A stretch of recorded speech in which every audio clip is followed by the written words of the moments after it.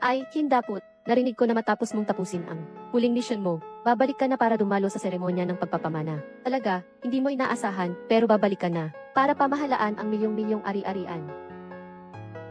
Kaninang alas negatibo 3:48 ng madaling araw, mula sa Ni Country papuntang Shanghai, espesyal na eroplano ng mga puwersang pang-opensiba.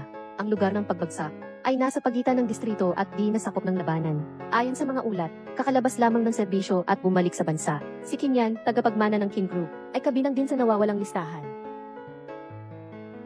Magising ka. Gising.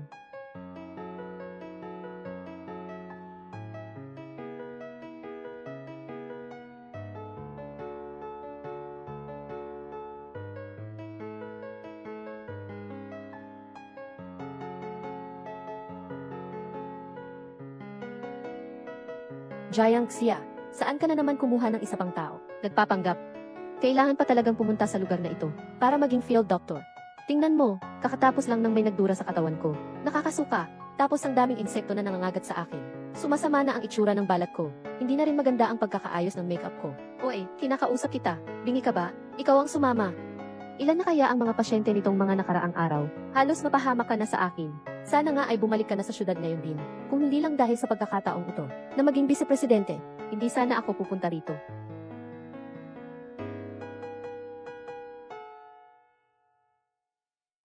Wow, hindi kaya ito peking gamit? Stud. Ikaw pala. Huwag ka munang magsalita. Mahina ka ngayon. Agad kitang ipapauwi sa syudad para magamot. Stud, huwag kang mag-alala, ligtas ka na. Stud.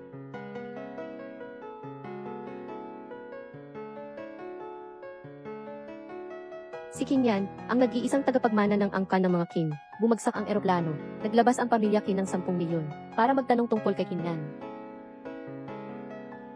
Hindi ba't siya yung tao na iniligtas ni Jiang Xia kanina? Sigurado akong hindi pa alam ni Jiang Xia ang kanyang pagkakakilanlan, ang tagapagligtas ng anak ng pamilya Qin. Napakabigat ng yaman at kapalaran, hindi natin dapat ibigay sa kanya. Jiang Xia. Jiang Xia, nasaan na yung taong tinulungan mo kanina? Aray. Napakasama naman ito, ang 10 milyon ko. Kahit 3 pa yan, mahalaga pa rin. Pupunta na ako sa pamilya Qin ngayon din. Mayroon na nito, hindi na ako matatakot na hindi sila magbabayad. Ikaw, nakita mo na ba talaga si Ayan?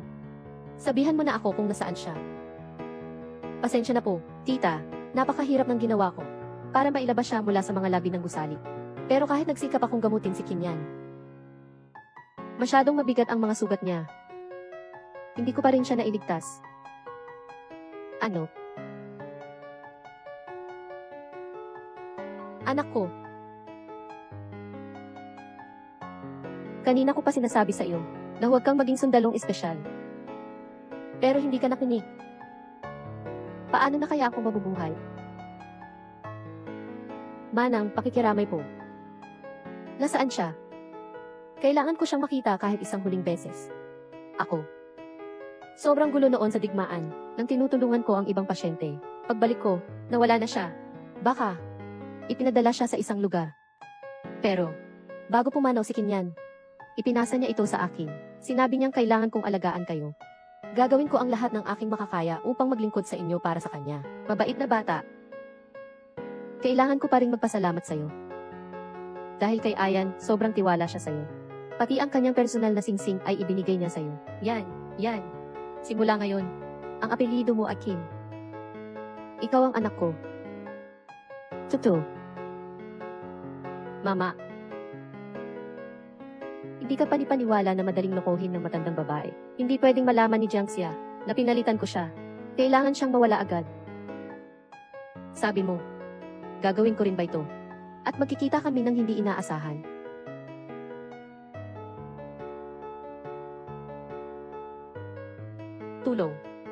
Tulong.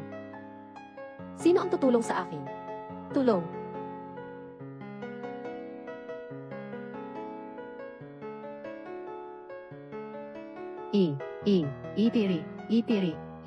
Ipiri. Huwag kang gumalaw. Nasugatan ka. Ihahatid kita sa ospital. Salamat. Anong pangalan mo? Walang anuman.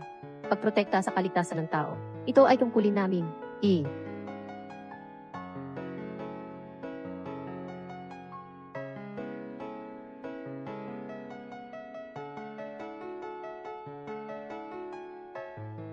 Parang Diyos ng pag-aani siya. Nagpakita siya sa aking harapan. Sayang at hindi ko siya nakita ng malinaw. Wala rin siyang iniwang pangalan. Wala ni isang bakas ng pangalan. Gusto ko sanang sabihin sa kanya, na ngayon ay nakikibahagi ako sa kanyang pagsusumikap na magligtas ng bawat buhay. Sana makita ko siya ulit. Gumising ka na. Kumusta? Sumasakit ba ang ulo mo? Nasusuka ka ba? Nasa ospital pala ako. Ikaw ang nagligtas sa akin. Pero bakit ako nandito? Bakit wala akong maalala? Huwag mo nang isipin yan. Malubha ang tama sa iyong ulo. Maaaring magdulot ito ng pansamantalang amnesia. Magpahinga ka muna. Baka bukas, maalala mo na ang lahat. Pero kung wala akong maalala, saan ako pupunta? Doon ka na lang sa ospital. Kung magaling ka na, hindi ko pa rin matandaan. Walang ibang nag-alaga sa'yo kundi ako. Wala akong dala sa katawan. Wala akong mga identification card at iba pa. Gusto ko sanang magkaroon para sana matagpuan ko ang pamilya ko at mabayaran ko ang mga gastusin sa ospital. Uy, napanood niyo ba ang balita? Yung misteryosong anak ng pamilya Kim, nagdusa sa aksidente sa eroplano. Sayang talaga. Pamilya Kim, oo nga. Ang yaman-yaman nila. Tapos espesyal na pwesa pa ang trabaho. Kaso nga lang, nandun din siya sa eroplano. Tingnan ninyo. Mukhang ikaw pa yung maswerteng mahirap na bata. Ang tanging tagapagmana.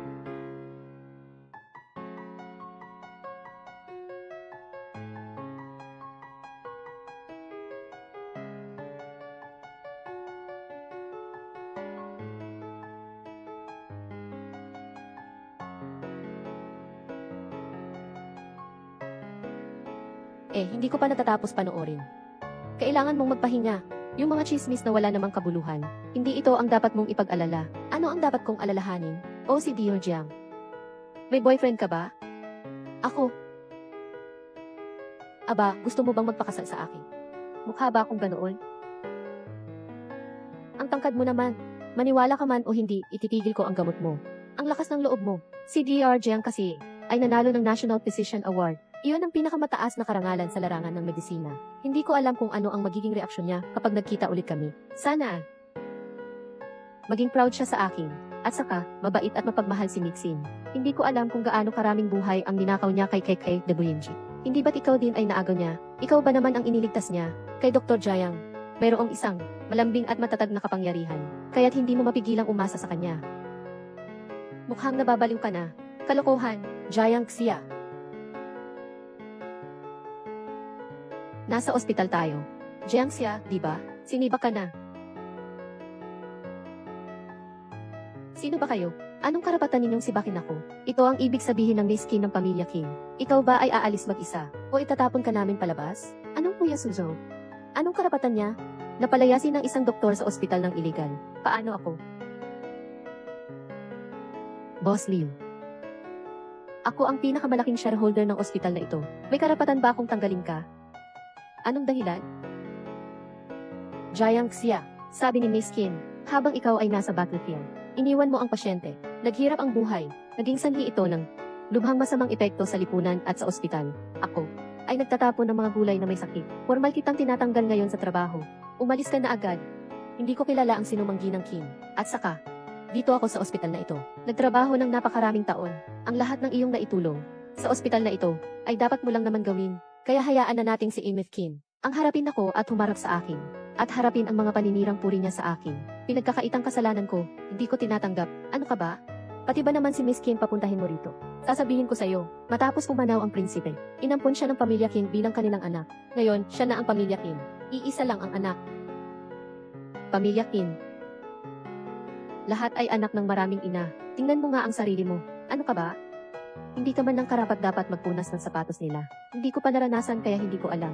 Hindi tulad mo na mayaman sa karanasan. Ano ang sinabi mo? Sabi ko, hindi ko tinatanggap ang ganitong kasinungalingang paratang. Hindi ko tinatanggap, wala akong pakialam kung tinatanggap mo o hindi. Ngayon, hindi lang kita tatanggalin. Si Miss Kim ay aalisin ka rin. Sa buong medikal na komunidad. Tawagin niyo siya. Itapon mo siya pati ang mga basura niyang dinala. Itapon mo silang lahat.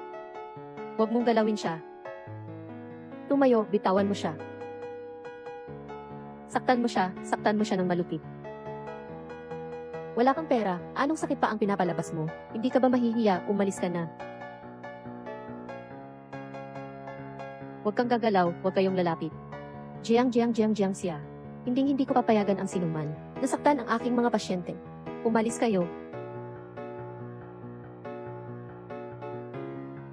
Jiang. Huwag kang matakot. Hintayin mo ako. Babalik ako. Para bang ikaw pa ang mas natatakot sa akin.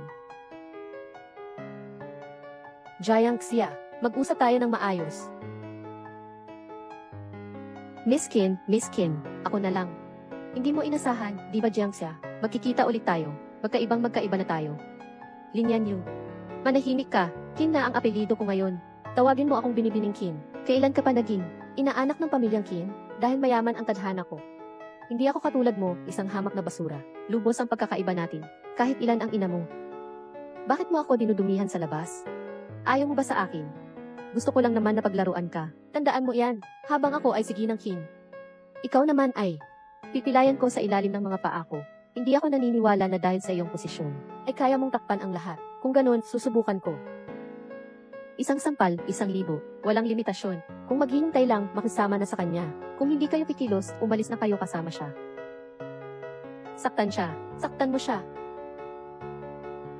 Saktan mo siya ng 3 beses. Jiang.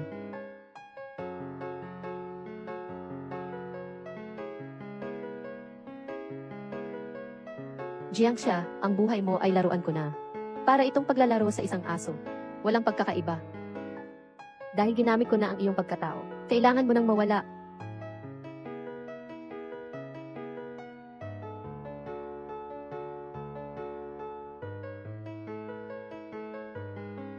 Sobrang tindi ng sugat niya. Huwag na siyang palabasin. Jiang. Jiang Xia. Sino ba ang nagpapagamot na yun? Bakit gusto ka pang protektahan? Hilahin niyo siya at patumbahin. Paluin ko siya. Huwag. Huwag mo akong ilabas. Saktan. Saktan.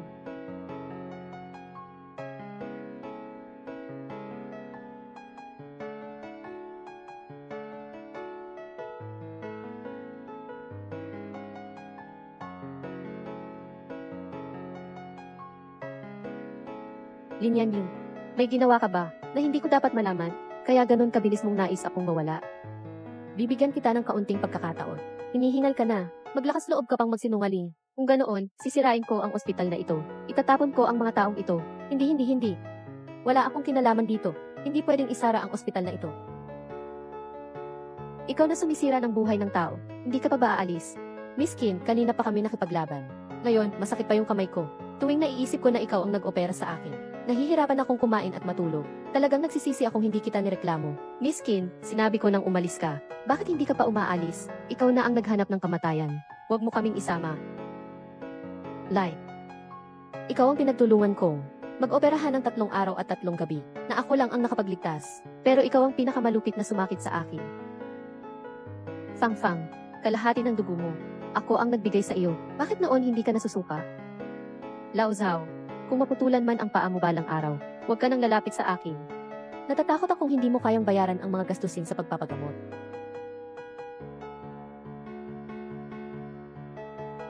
Wala na rin akong dahilan para manatili rito. Hintayin mong matapos ito. Magre-resign na ako. Magre-resign, Jiang Xia. Ang iyong masaklap na buhay ay sisimulan pa lamang.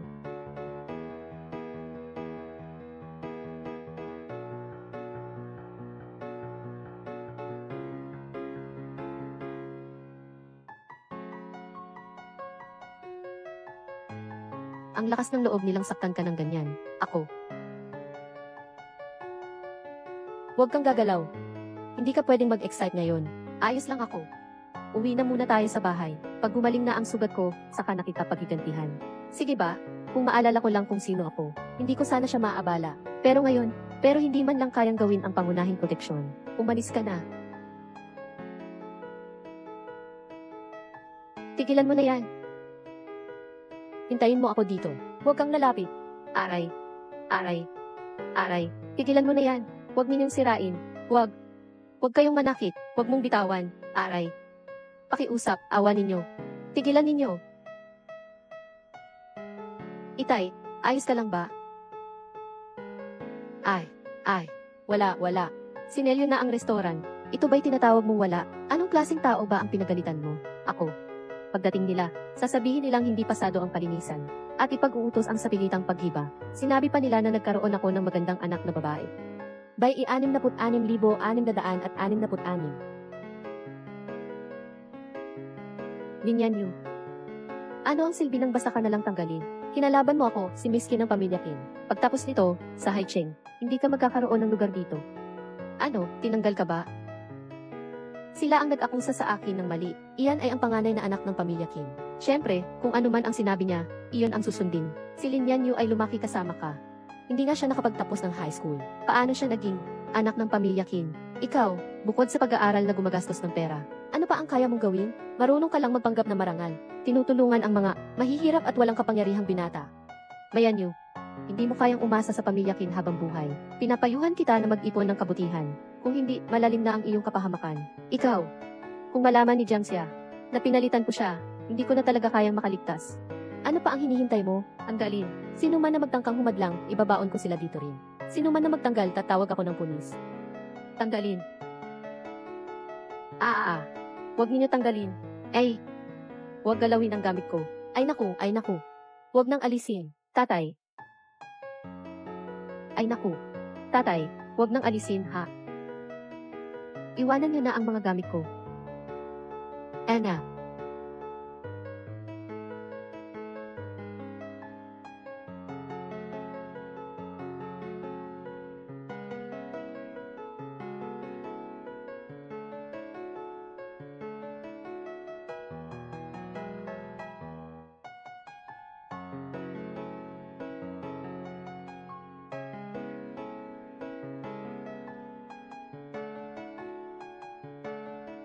Wala ka ng takot sa buhay.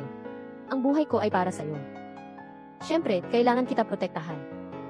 Ang silueta na ito, bakit parang pamilya? Tatay. Si Lao Jiang, si Jiangxia.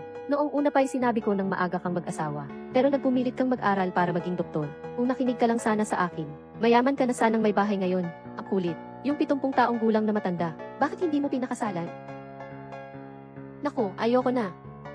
May mukha ka pang mang-away. Pumasok ka pa sa pamilya ni Lolo Jiang. Wala pang isang araw, wala kang naranasang saya. Kailangan mo nang maghintay ng biyuda. Ininsulto mo si Miss Kim. Paano na ako mabubuhay sa natitirang buhay ko? Tatay.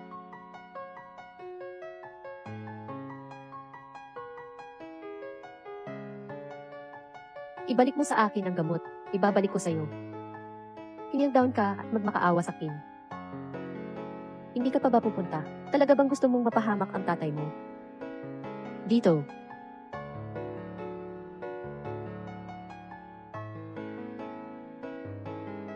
Kumandong ka. Pakibalik ang gamot ko. Ganito ba ang paraan mo ng magmakaawa?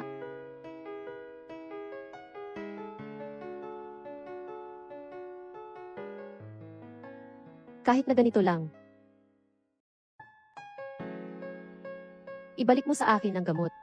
Ano nang ginagawa mo? Bakit ka nagmamatapang? Gusto mo bang masira ang pamilya natin? Kung nandito lang si Papa ni Jiangxia, kaya mo bang panagutan yan? Hindi ko akalain na ang marangal na si Isi Jiang. Meron ka rin palang ganitong araw. Wag.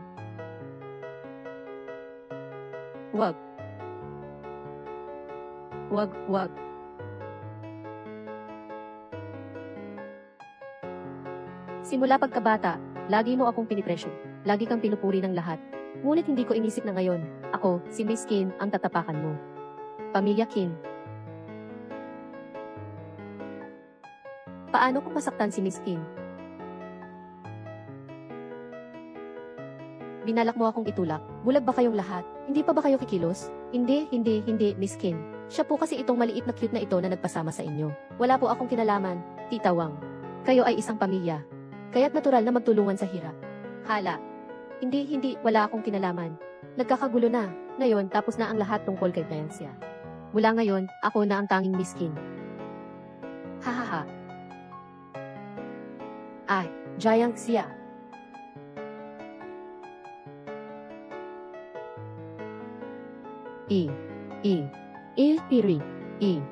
Huwag kang gagalaw, nasaktan ka. Bakit parang ganito ang yakap? Parang kay siya. Magandang araw, Pangulong Kim. Magandang araw, Pangulong Kim. Bumalik na ang binata. Bumalik na ang anak. May pag-atake. Huminto ka.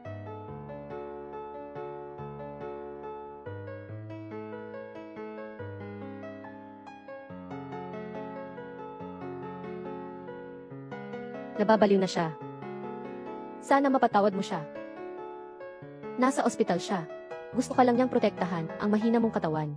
Jiangxia, ang bagay mo lang naman ay ang mga basura ng lipunan. Hindi tulad ko. May matandang babae mula sa pamilya Kim, ang aking godmother. Tutulungan niya akong pumili ng pinakamagaling na lalaki sa buong mundo. Hindi lang tayo dalawa. Pati na rin ang ating mga magiging anak at apo. Hanggang sa mga susunod na henerasyon, magkaiba ang ating mga mundo. Ha ha ha ha.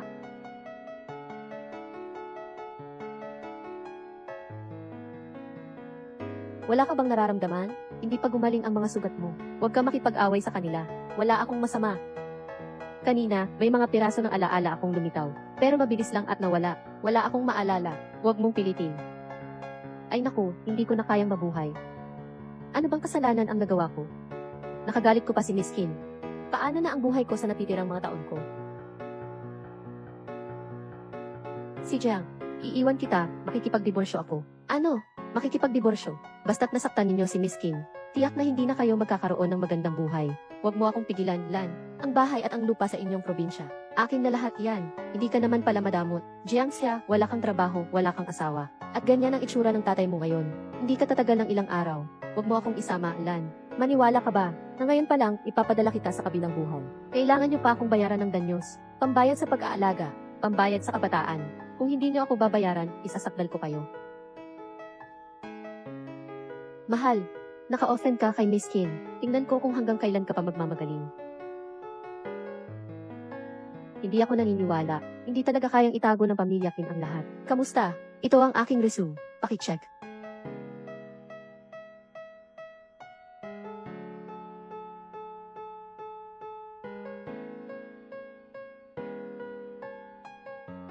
Genji Jiang, alam namin na ikaw ay mahusay. Pero hindi namin kayang magtangkang labanan ang pamilya Kim. Dahil walang may lakas ng loob na labanan ang pamilya Kim, ako na lang ang maghihil sa sarili ko, bagamat isang maliit na klinika. Pero may pag-asa na.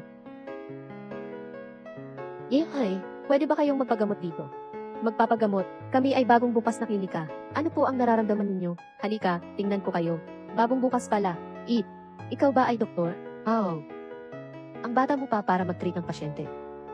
Siguro maghanap na lang ako ng ibang klinika. Tita, kami ay isang lehitimong klinika, at ang aking lisensya, at mga sertipiko ay totoo.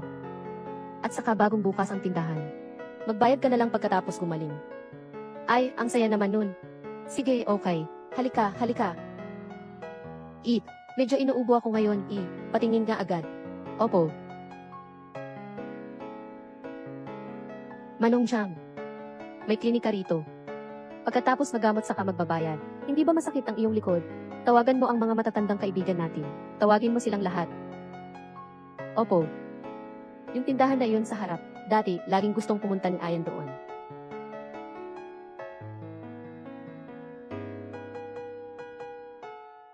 SV.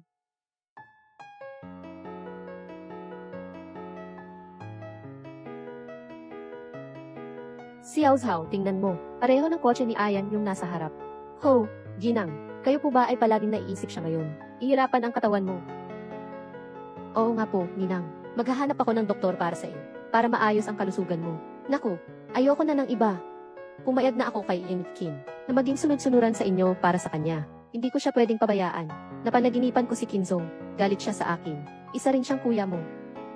Paano kanya pagmumurahin? Kung mabubuhay si Ayan, ikaw na ang magiging asawa ko. Gamit ang buhay niya, ibibigay ko ang lahat ng kayamanan at karangyaan ko sa buong buhay ko.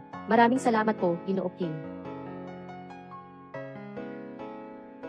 My girl, parang pamilyar sa akin ang plaka ng sasakyan ni Mia.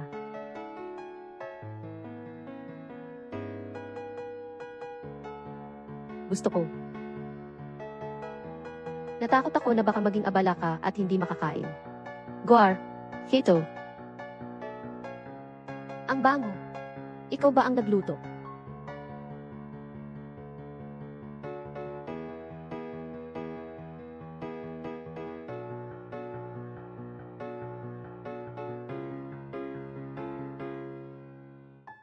Mukhang hindi ako marunong magluto bago ako mawala ng memorya. Talagang masarap ang amoy. Ang bango. Nagdesisyon na ako. Pagkatapos kong yumaman, bibilhan kita ng sasakyan. Mai. Kaya pala si Jayang. Kasama ako sa plano niya sa hinaharap. Biro lang iyon. Parang ako na lang ang nagpasama sa'yo. At saka, ngayon, sira na ang ulo mo. Wala na rin tayong pupuntahan. Hindi ko naman pwedeng pabayaan ka.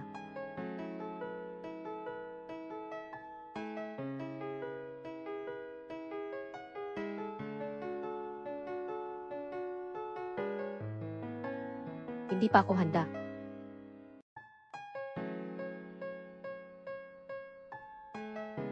Malalamig na ang pagkain. Kung handa ka na, kumain ka na.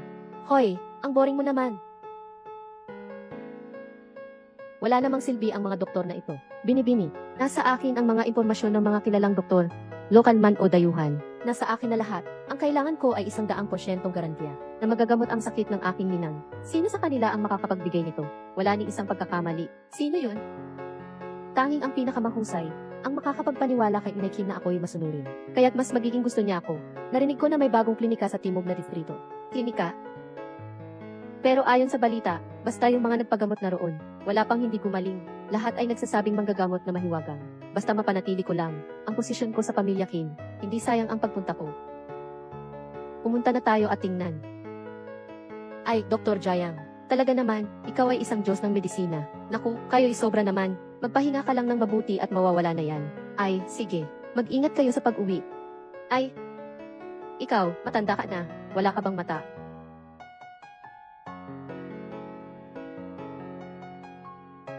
Ikaw na naman, Jiangxia. Nandito ka pa pala sa Haichen. At nagbukas ka pa ng ganitong kalaswang klinika. Mangahas ka pang magsabing ikaw ay isang Diyos ng gamot. Paano? Ngayon mo lang ba nalaman na may sakit ka? At kailangan mong magpagamot? Ako pa. Aba, ayaw mo sumunod. Sabi ko sa'yo umalis ka na sa Haichen. Hindi mo ba akong pinapakinggan? Wasakin niyo. Opo, anong ginagawa ninyo? Huwag mong. Hahaha. Huwag. Bitawan mo ako.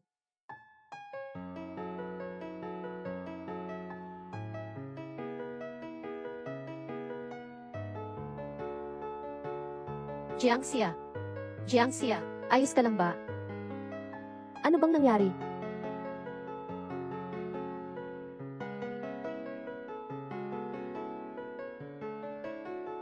Habang nandito ako sa Haichen, wala kang mapapala. Tandaan mo iyan.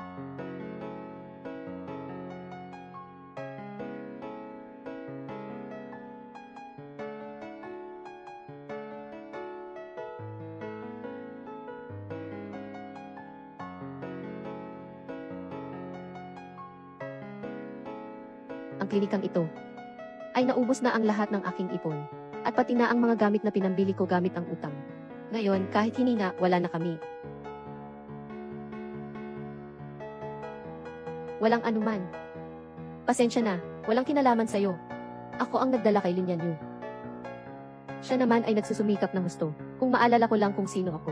Kung matutulungan ko lang siya, kahit konti lang. Ayos lang. Magpapahinga lang ako ng mabuti.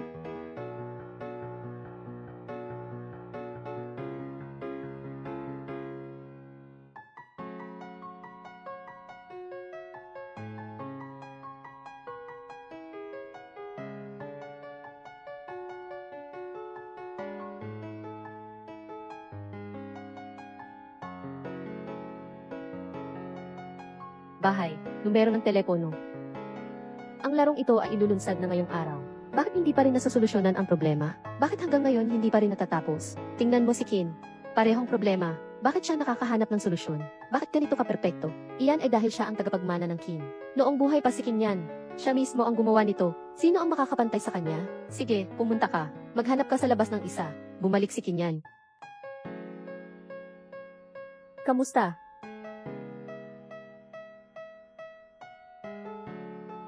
Brother, malas ka rin.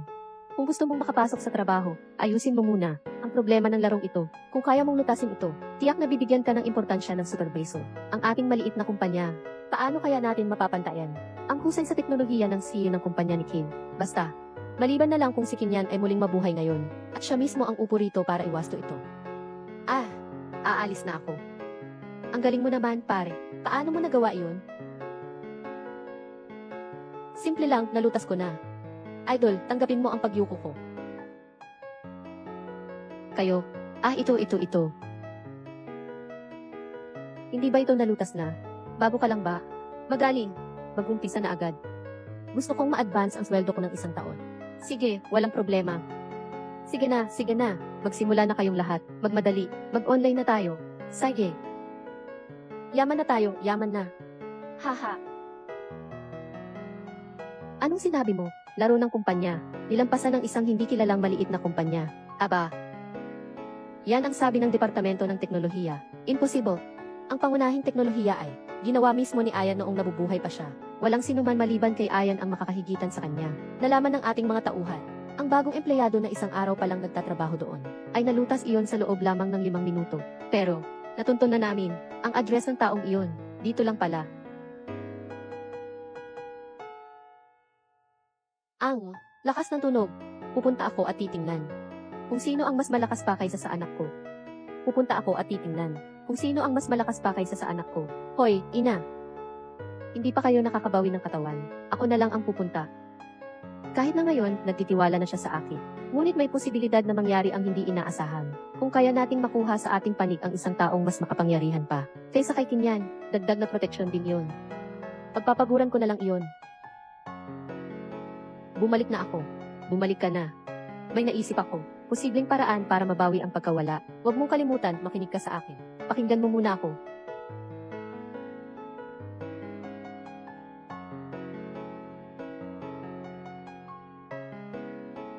Pumunta ka at mag-hold up sa bangko. Bakit hindi mo sinabi sa akin?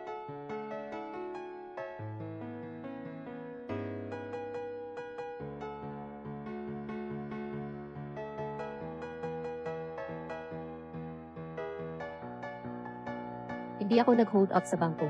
Kakapasok ko lang sa trabaho. Ito ang aking paunang sahod. Anong klaseng trabaho kaya ganito kalaki ang sahod?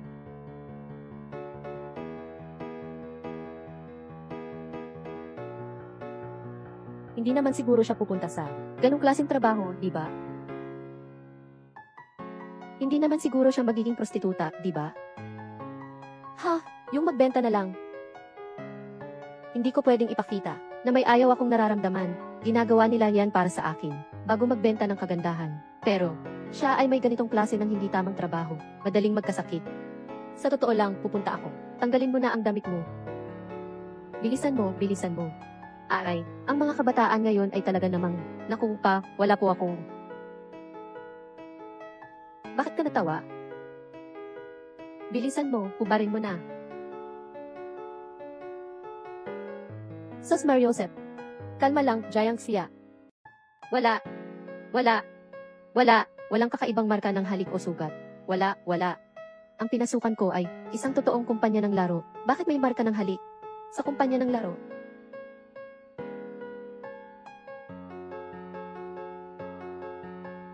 Xiao Yan Yao. Ano-anong pangalan yan? Noong nag-umpisa ako, kailangang punan ang pangunahing impormasyon. Hindi ba lagi mo akong pinapainom ng gamot para sa pamamaga nitong mga nakaraang araw? Yan lang kasi ang naisip ko.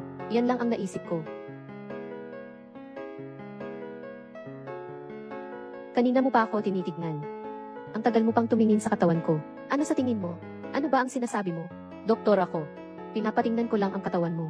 Wala akong ibang kakaibang iniisip. Nagkamali ka. Pagsusuri ng katawan. Bakit ang 4 na salitang iyan, na nanggaling sa bibig niya, ay nakakahiya? Ako ay nag-iwan ng pagkain para sa iyo. Pupuntahan ko at dadalhin sa iyo. Kin pamilya, tila hindi magiging payapa simula ngayon.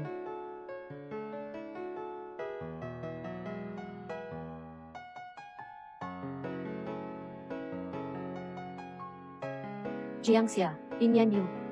Bakit ikaw? Ikaw pala yung malaking pangalan sa teknolohiya. Kami ay isang lehitimong kumpanya ng laro. Nalaman kong siya pala ang naghahanap kay Xiao Yan. Hindi ko hahayaang makuha. Siya ni Xiao Yan. Oo nga. Napakaalam ko sa technical na coding. Hindi mo ba alam? Hindi mo ba alam yon? Ang stepmother ni Jiangxia, matagal na siyang tumakas dala ang pera. Bukod sa kanya at sa kanyang yumaong ama. Yung dagdag pang isa, siguro ay siya na ang hinahanap ko. Sino ang nagpapasok sa'yo? Aba, Jiangxia. Nangahas kang lokohin ako. Hindi ka naman pala yung taong iyon. Hulaan ko. Itinatago mo ang tao dito. Lumayo. Tumayo ka. Tatay, manatili ka lang sa loob, huwag kang lalabas. Linyan niyo, tigilan mo na. Dear Jiang. Talaga, itinatago nga sa bahay. Linyan niyo, kung ganyan ka pa, tatawag na ako ng pulis. Sige lang, ipagbibigay alam ko na nagbebenta ka sa bahay. Ikaw, ano? Wala ka ng pera, wala ka ng kahit ano. Maliban sa katawan mong tuyot. Anong may iwan pa para panatilihin siya? Yung mga gwapo sa loob, basta't lumabas ka lang ngayon. Pangako ang sasali ka sa Kim family. Sana ikaw na ang magtakda ng sahod.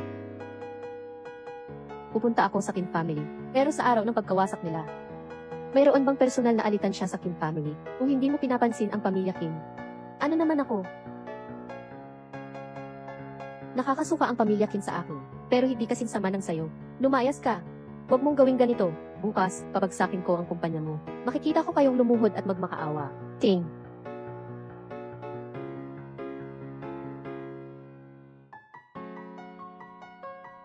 Ayos ka lang ba? Pero baka mawalan ka ng trabaho. Okay lang. Ang galing-galing mo naman. Bukas ayusin natin ang klinika. Magiging maayos din ang lahat. Saklolo. Ginang. Ginang. Ginang. Nahihirapan sa paghinga. Mahina pa. Bahagyang namumuti ang mga labi. Sakit sa dibdib at pagpapawis. Marahil ito'y sakit sa puso.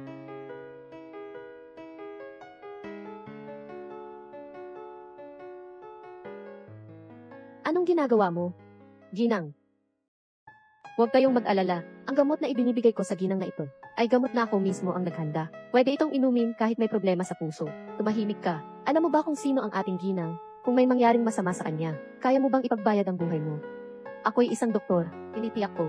Ininom ng Emperatrice ang gamot ko. Walang anumang problema. Anong ospital ka, doktor? Ang ID mo, lisensya ng doktor, at ang iyong ID. Ipakita mo sa akin. Ngayon, ako si Xiao Zhao. Natatakot po ako kanina. Salamat po. Kanina, isang paa. Nasa harap na ako ng Hall of the King. Walang anuman. Ang paggamot at pagliligtas ng buhay ay tungkulin ng isang doktor. Mas gumaan na ang pakiramdam ko. Ikaw nga ay isang mabuting doktor. Isang tableta lang ay nakapagpapagaling na sa matanda. Kaya't samantalahin na natin ang pagkakataon. Hayaang siya sa atin niya ang matanda. Patawad po, doktor. Kanina po'y medyo nagmamadali ako. Ayos lang po, naiintindihan ko. Ginang, ang swerte naman po natin na nakatagpo natin ang doktor na ito. Ngayong araw. Kung gayon, pakiusapan po natin siyang siya sa atin kayo. Ang gamot ko pansamantalang mapapawi lamang nito ang iyong paghihirap. Malapit na ang klinika ko. Kung gusto ninyo, maaari tayong magsagawa ng komprehensibong pagsusuri. Magiging abala po iyon sa inyo. Ayos lang po.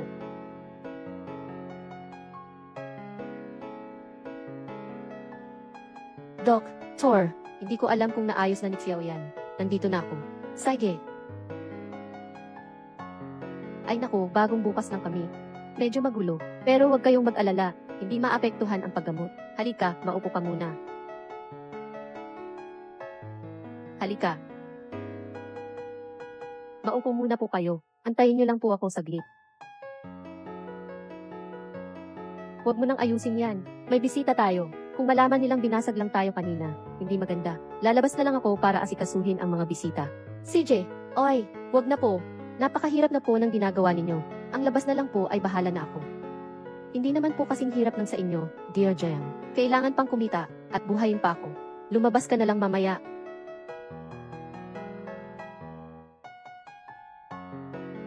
Pagkatapos ng 3 araw, bumalik ka na lang para sa check-up.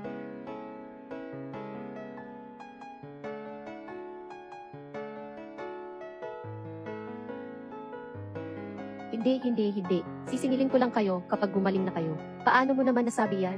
Ano ba ang tingin mo sa akin? Pero ang dami naman yata nito. Parang, iniisip ni Dear Jiang na hindi katumbas ng halaga ang buhay ko. Hindi. Kung ganun, aalis na ako. Sige.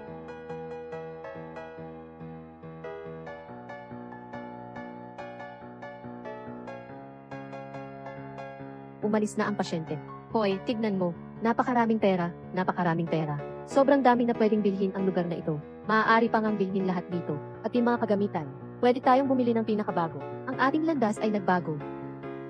Nako, interesado ako. Anong klaseng pasyente ang ganito kabait? Pupunta muna ako at titingnan. Dahan-dahan lang. Nakalimutan kong kumuha. ng business card ni AC Jiang.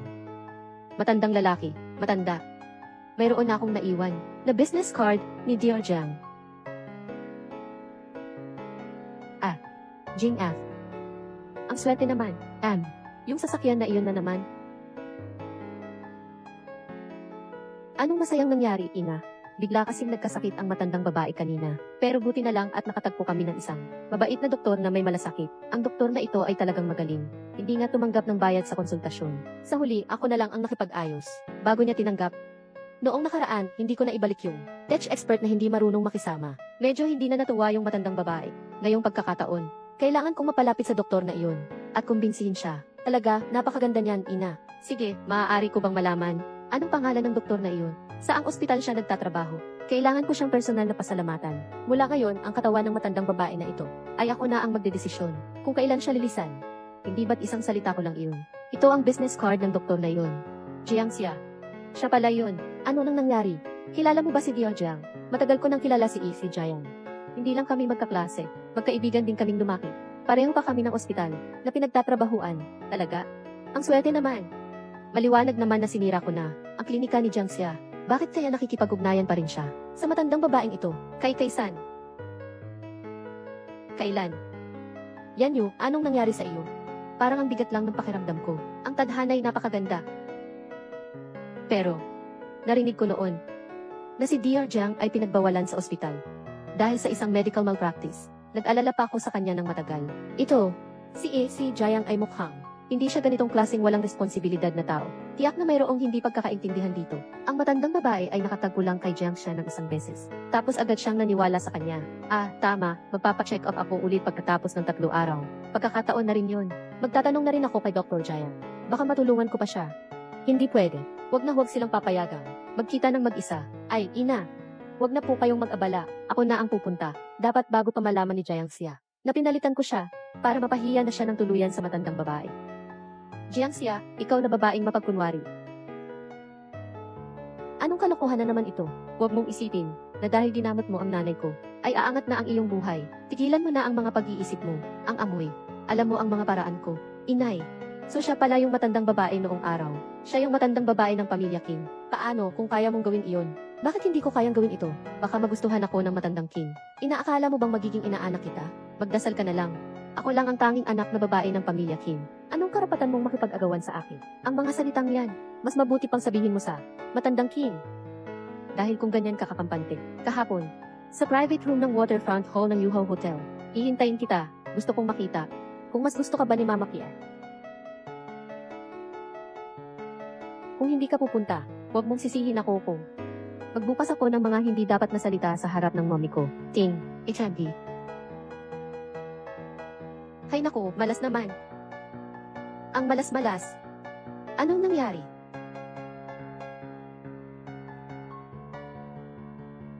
Anong ginagawa na naman niya rito? Noong araw na iyon, nakasalubong ko siya sa gilid ng kalsada, isang pasyente. Si Lola Kim pala, natatakot si Lin Yanyu na maunahan ko siya sa harap ng kanyang ninang. Kaya niya ako sinasabihan, Lola Kim. Para makita si Lola Kim, dahil hindi ko pwedeng palampasin ang pagkakataong ito. Huwag mo ring hayaang magkwento si Lin Yanyu ng kung ano-ano. Sasamahan kita. Magpahinga ka na lang ng mabuti. Mukhang hindi naman. Masihadong makatwiran si Ginang Kim. Wala naman sigurong dapat ikatakot. Magandang araw, binibining Kim. Handa na ba ang lahat? Huwag kayong mag-alala. Mamaya ay tiyak na malinaw at kumpleto naming i-record para sa inyo. Nagkaroon siya ng lakas ng loob na saktan si Miss Kim. Tiyak naming pagsisisihan niyang ipanganak sa mundong ito. Ting.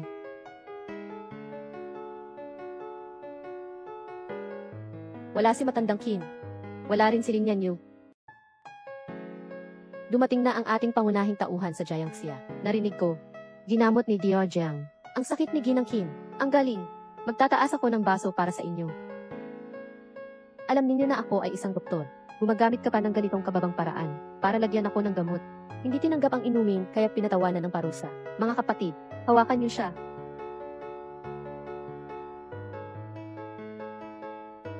Wala akong dalang wallet. Parang sinabi nila, pumunta sa Yuho Hotel, sa waterfront hall.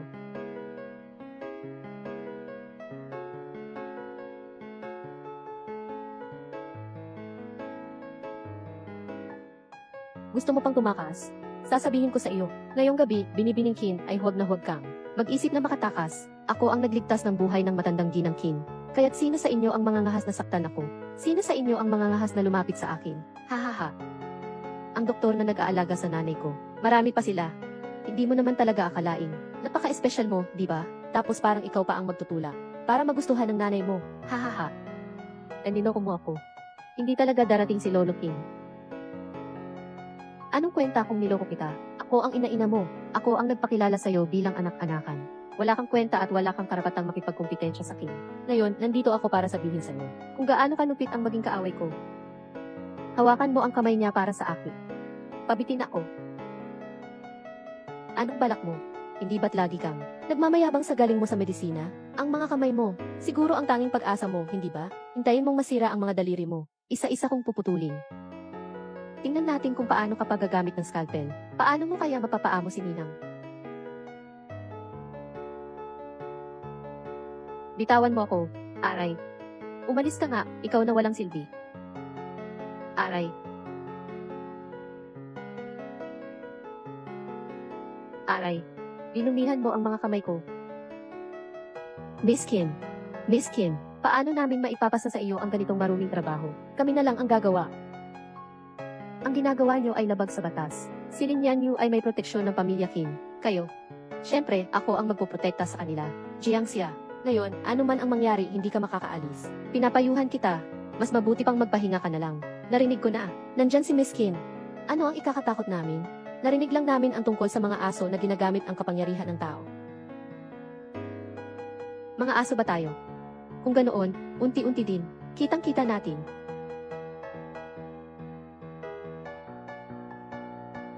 Jiangxia, sino ba yan? May sakit ba siya? Sino kaya yung ayaw papasukin ng delivery? Si Qin, ang CEO. Kim Kinzong. Kim Kinzong. Ito ba'y hindi pa? Alam mo ba yung isang tao na tinatawag na Lin Yanyu? Na nag-book ng private room. Nasa saan siya ngayon? Lin Yanyu. Ang tinutukoy ninyo ba ay si Miss Kim? Nasa Water's Edge Hall sila. Ihahatid ko po kayo. Tara na.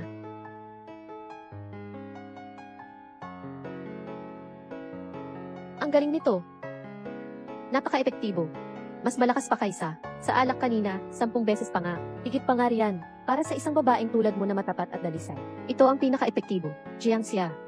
Hintayin mo ang iyong ninang. Kapag nakita niya ang iyong pagiging malandi, ano man ang sabihin mo, hindi na siya maniniwala sa iyo.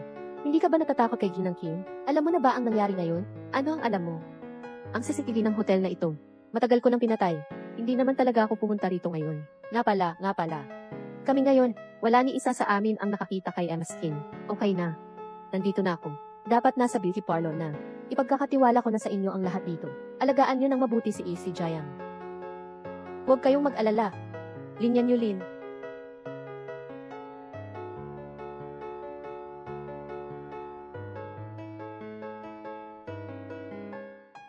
Mamaya na. Una, bulutin mo ang buhok at kuko ko. Masakit ito. Mas masikip ito kapag ginagawa. Bitawan mo ako. Bitawan mo. Bitawan mo ako. Bitawan mo.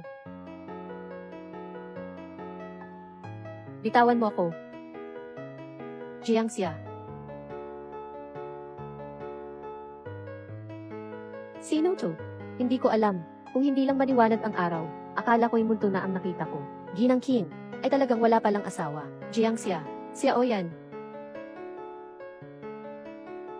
Kanino? Sino ka ba? Alam mo ba kung kaninong party ito ngayon? Manager Wang. Anong tinatayo-tayo mo pa dyan? Kung malaman lang ni Amskin na pinapasok mo itong taong to para manggulo, huwag ka nang mag-manager. Yung si Lin Yanyu ay isa lang na foster daughter ng pamilya Kim. Hindi siya kasing taas ng tunay na panganay ng pamilya Kim. Buksan mong mabuti ang mga mata mo. Tingnan mong mabuti kung sino ang taong ito. Wala akong pakialam kung sino siya. Hindi ako maniniwala na sa Haichen. May taong mas mahusay pa kay binibining Kim. Kung gayon, ipaunta ko na ngayon si Lin Yanyu. Ang utang na ito ay aking kakausapin mismo sa kanya. Anong binibining Kim? Kung maganda ang sasabihin, siya ay ampo ng pamilyang Kim. Sa totoo lang, isa lamang si Qin Laofuren na may kasama na pampatanggal ng init. Parang kutitap ng kutitap na pusa't aso. Walang pinagkaiba. Ang tunay na may hawak ng kapangyarihan ay ang prinsipe na ito. Kung gusto ninyong makipagplastikan, dapat ninyong malaman kung sino ang dapat pakisamahan. Dapat ba o hindi? Ang anak ng hari, sabi mo siya si Ginoong Kim. Hindi ba siya yon? Pagdating mo sa impyerno, tanungin mo na rin si Haring Hades. Si Kim ay talagang hindi normal. Bobo.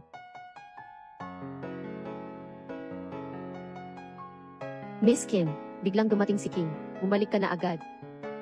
Biglang dumating si Kim. Bumalik ka na agad. Anong Kim? Aling Ginoo Kim. Siya ang tagapagmana ng pamilya Kim. Si Ginoo Kim yan pala. Bigla siyang dumating kanina. Ano nang kalokohan yang sinasabi mo?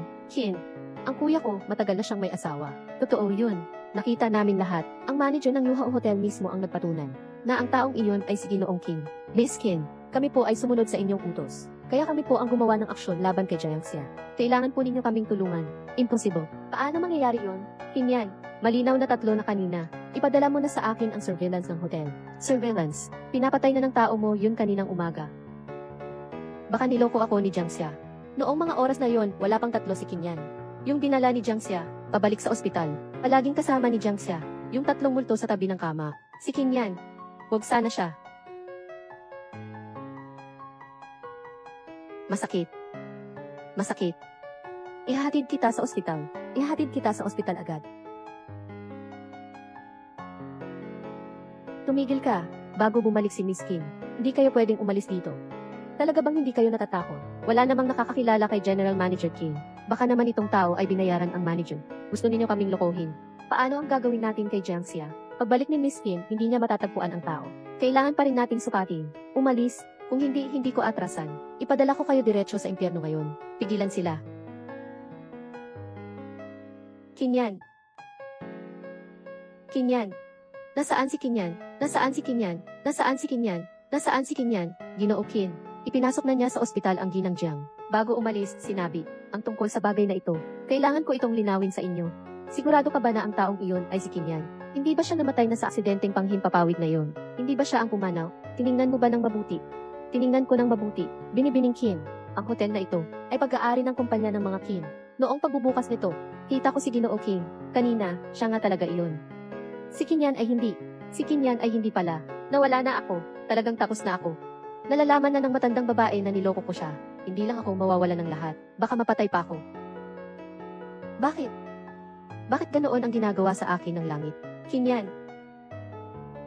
Tunay nga pala, pag narinig lang ang pangalan ni A. Kim, ang paboritong anak na babae, wala na pala. Sabi ko, binibining Kim, sa halip na lumuhod dyan, maging mabuti pang pumunta sa ospital. Humingi ng paumanhin kay Ginoong Kim, dahil magkakapamilya tayo. Hindi siguro magagalit si Ginoong Kim. Sa ospital. Pumunta sa ospital. Pakihintay sandali, Ginoo. Sige, lalabas ako.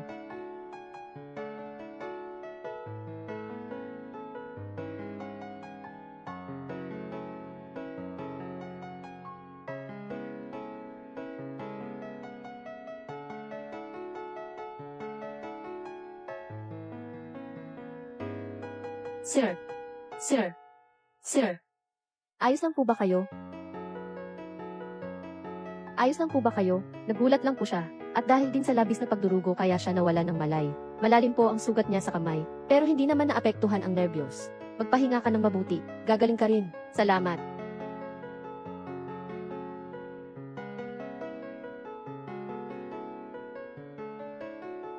Pasensya na.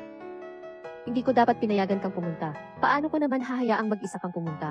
Bakit ka pa nagsusorry, gago? Huwag mo akong iwanan, Jiangxia.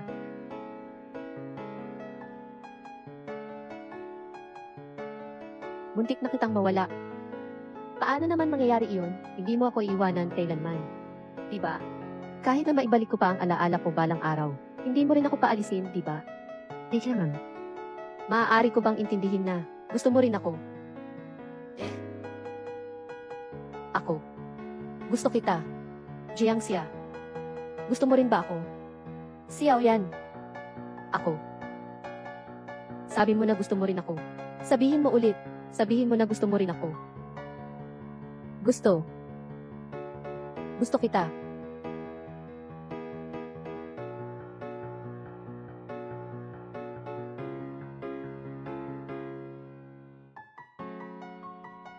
Nasaan yung pasyente na si Jiangxia?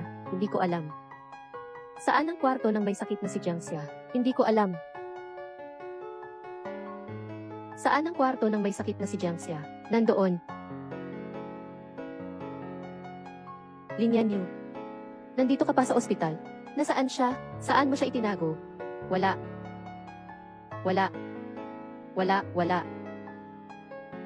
Saan mo itinago si Kinyan? Sabihin mo na. May sakit ka ba? Anong Kinyan? Hindi ko siya kilala. Anong sinabi mo? Hindi mo kilala si Kinyan. Halos ikaw pa ang nagdulot ng panganib sa akin. Nasa Yuha Hotel ako. Huwag mong akalain na dahil nagbabalat kayo, ay walang mangyayari. Tingnan mo si Jiangxia, ganyan ang itsura. Talaga bang hindi mo kilala si Kinyan? Kung kilala niya ako, imposibleng hayaan niya akong agawin ang kanyang pagkatao. Maliban na lang kung ang manager ay nagsisinungaling sa akin. O hindi lang talaga alam ni Jiangxia na si Kinyan ang nagligtas sa kanya. Napakaganda. Ang galing. Anong galing-galing? Sabi-sabi mo na mabait sa'yo si Qin Lafren. Hindi man lang naghanap ng doktor para tignan ka. Jiangxia, ngayon, hindi mo na ako pwedeng sisihin. Ikaw ang tanga. Ang kayamanan na ito ay dapat akin. Lahat ay akin. Sabi ko, hindi ko kilala si Kinyan. Bakit ka masayang masaya?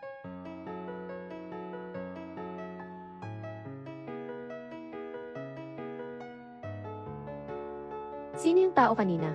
Si Linyan Yu yun. Parang baliw na tumakbo papalapit. Sinasabi nila na ibigay ko si Kinyan. Eh hindi ko nga siya kilala, si Kinyan. Linyan Yu. Linyan Yu. Dumating ka ng tama. Papalabas na. Huwag mo nang umalis, kunin mo muna ang mga kamay niya. Xiao Yan. Anong nangyari? Sabihin mo sa akin kung ano ang kailangan mo. Huwag ka munang gumalaw. Gusto kong kumalma ka. Si Linyan Yu ay naging baliw simula nang pumunta siya sa pamilya Qin. Lalo na kanina. Partikular na kanina, pinipilit niyang sabihin na kilala ko si Kinyan. Mayayaman na may sira ang ulo. Mas mabuting lumayo na tayo. Ang mga malalakas lang ang may kapangyarihan.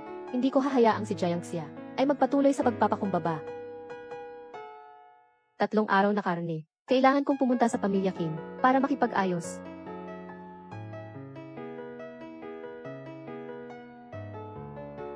Hindi rin natin lubos na mapagkakatiwalaan si Jiangxia. Ano nga ba talaga ang tinatago ni Kinyan? Dapat natin siya sa atin ng mabuti.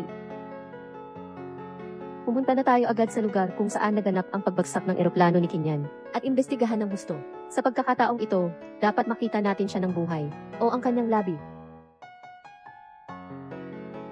Kung si Jiangxia ay gustong itago ang isang buhay na tao, hindi rin iyon madaling gawin. Tama, tatanungin ko siya.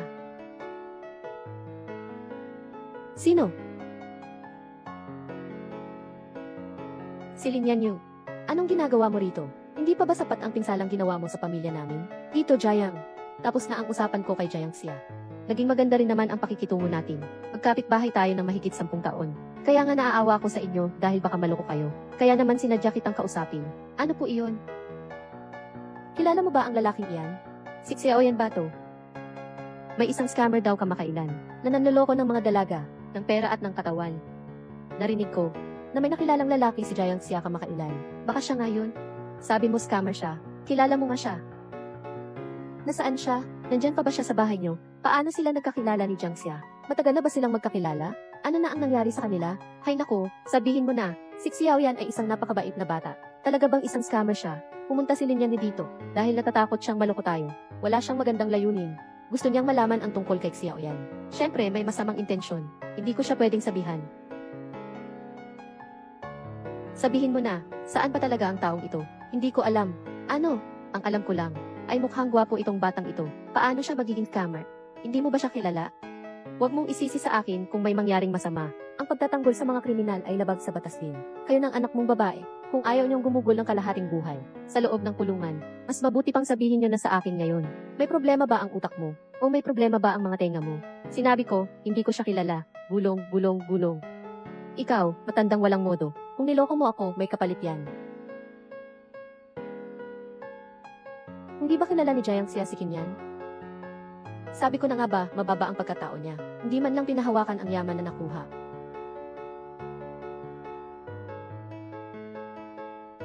Hoy, Jiangxia.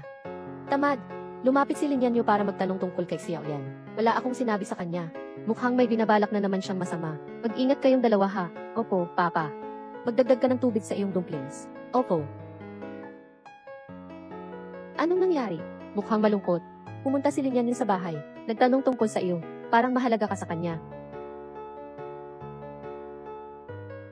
Pwede ba huwag mong sabihin? Mga nakakayamot na bagay, ngayon, nagiging ganito ka. Kasi sobrang apektado si Lin Yanyu. Siguro'y ang mga bagay-bagay lang na may kinalaman sa pamilyang Kim. Kaya pala. Ikaw nga pala ay miyembro ng pamilyang Shu. Kung titignan mong mabuti, may pagkakahawig ka nga kay Ginang Kim. At saka, nabalitaan ko si Amon Kim ay isang dalubhasa sa computer. Ang galing mo rin pala. Oo nga, oo nga. Ako ang tunay na anak ni Aling Kim. Ako. Si Kim yan. Hi, Hik. Hula ko lang. Lin Yanyu. Baka talaga ikaw na. Kung hindi, pupuntahan ko siya, tatanungin ko siya. Baka, malaman ko na ang iyong pagkakakilanlan. Banggitin mo ako sa kanya. Sigurado mag-iingat siya. Hindi ko sasabihin sa'yo. It's, tama nga. Sige na. Huwag mong isipin masyado. Wala nang kinalaman kung ano ang dati kong pagkatao. Ngayon, ako na lang ay siksiyaw yan yaw mo. Yuan, tingnan mo. Yung Lin Yanyu, walang pakialam na nagwawala kahit saan. Dapat na rin siyang bigyan ng kaunting problema. Zeng, Mei, Duo. Ninang, tingnan mo ang bagong kwintas na binili ko. Dahil sa iskandalo mo, Kim, bumagsak ang presyo ng stock. Hindi ko alam kung magkano ang nawalang halaga. Ganitong klaseng kwintas, ngayon hindi mo na talaga iniintindi. Ang iskandalo ko, anong iskandalo? Ngayon, punong-puno na ang internet ng mga pagsisiwalat noong ikaw ay doktor pa. Napakaraming medical malpractice at mga reklamo ng mga pasyente. Ang reputasyon ng pamilya Kim, masisira dahil sa iyo. Hindi iyon totoo. Mga kasinungalingan lahat yan. Ako ang nadungisan. Inampon kita bilang anak na babae. Dahil kay Ayan. Ikaw, ngayon, nais mong dalhin ang kumpanya na iniwan ni Ayan. Huwag mong sisihin ako kung magiging matigas ako sa iyo. Nanay, ako ay pinagbintangan. Wala akong pakialam kung totoo o hindi. Pakisolve agad ang problemang ito. Kung hindi, para maprotektahan ang pangalan ng buong kumpanya. Wala akong ibang choice kundi iwan ka. 1,000 bago ko tanggalin ang balita sa internet. Bakit hindi ka nalang magnakaw? Saan mo ba nakuha ang mga balitang ito? Sino ka ba talaga? Ibibigay mo ba o hindi? Ikaw. 10 milyon ay hindi maliit na halaga. Makakapag-ipon lang ako pagkaraan ng ilang araw. Alisin mo muna ang mga balita sa internet. 1 araw lang. Walang atrasan. Hindi kita bibigyan ng leksyon. Hindi ka natututo. Anong sinasabi mo? Parang ang busy mo lately. Anong ginagawa mo? Siya, ibibigay ko sa iyo ang kumpanya ng Kim. Okay lang ba? Kumpanya ng Kim. Anong sinasabi mo? Tama nga naman. Ano ba ang kumpanya ng Kim? Kung ganun, magbibigay ako ng isang kumpanya na mas malakas, ng 100 beses kaysa sa kumpanya ng Kim. Mabuti ba? Ang biglaang pagiging masipag na ito. Ano ba to? Pero hindi ko naman siya pwedeng siraan ng loob. Sige, kaya dapat magsikap siya o yan ah. Siya. Huwag kang mag-alala. Ang araw na ito ay hindi magtatagal. Kailangan. Ang maliit na kumpanyang tinatawag na yan siya. Saan ba ito biglang lumitaw? Parang asong ulol na patuloy na umaatake sa Kim Group. Ang namumuno sa likod nito, talaga namang may kakayahan. Para kay Kim, halos wala akong pagkakataong huminga. Sa wakas, nalinis ko na ang mga balita sa internet ng tuluyan. 10 milyon. Nagpakumbaba ako sa pamilya Kim. Natakot ako ng matagal. Wala na ang lahat. Kinausap kita. Narinig mo ba? Ninang, nalinis ko na ang mga kalat na yon. Ikaw, pumunta ka agad at makipag-usap sa taong namamahala sa Yansya. Para makipagkasundo, dapat nating pigilan sila. Sa pag-atake sa pamilya Kim, Yansya. Kamakailan lang, may isang misteryosong si Kizi na gumugulo sa stock market. Sa loob lang ng ilang araw, nakakuha siya ng mahigit 100 bilyong piso at nagpadala rin ng imbitasyon sa iba't ibang kumpanya. Dapat lang na dumalo sa kanyang masquerade ball. May taong ganoon pala kaangkin ng kapal. May karapatan naman siyang maging mayabang.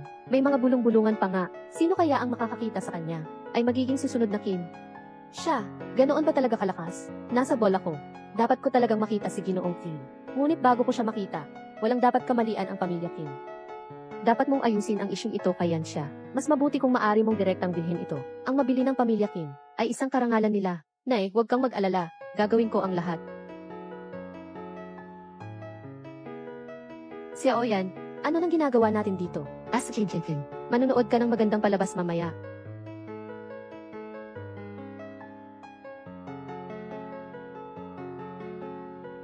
Lin Yanyu, anong ginagawa niya rito?